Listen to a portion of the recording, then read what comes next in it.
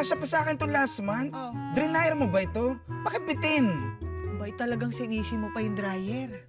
Baka nakakalimutan mo. XL ka na ngayon. Anong size ba niyan? Medium. Alam mo na.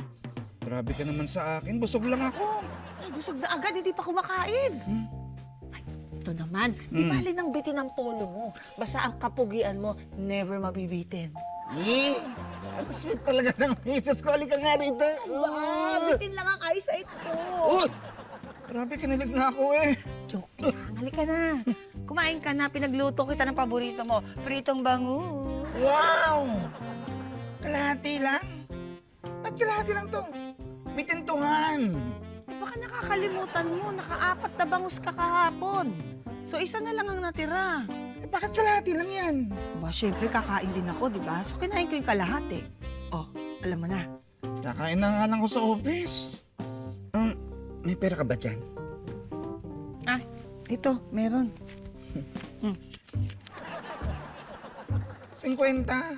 Han, bitin din to. Baka nakakalimutan mo yung petsa ngayon. 29? Petsa de peligro. Alam mo na. Ano naman, no? Kagabi mo pa ako binibitin. Alam ba ikaw ang dahilan bakit bitin ang tulog ko? Ba't ako? Anong ginawa ko? Kasi ang liwanag ng cellphone mo.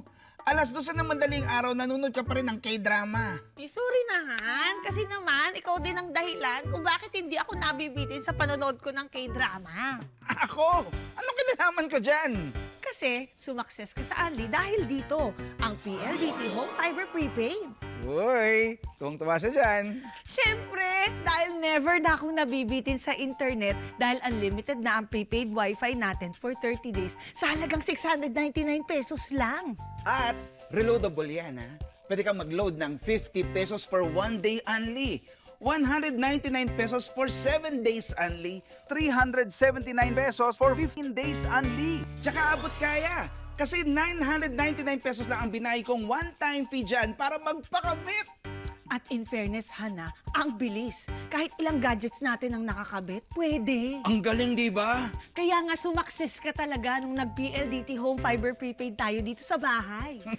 Thank you, Han. Oh, anything for you, my love. Ay, siya nga pala. Nakausap ko si paring Vince kagabi. Oh. Alam ko na kung bakit siya hiniwalay ni Ira.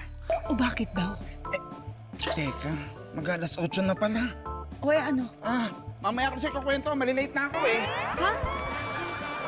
Alam mo na,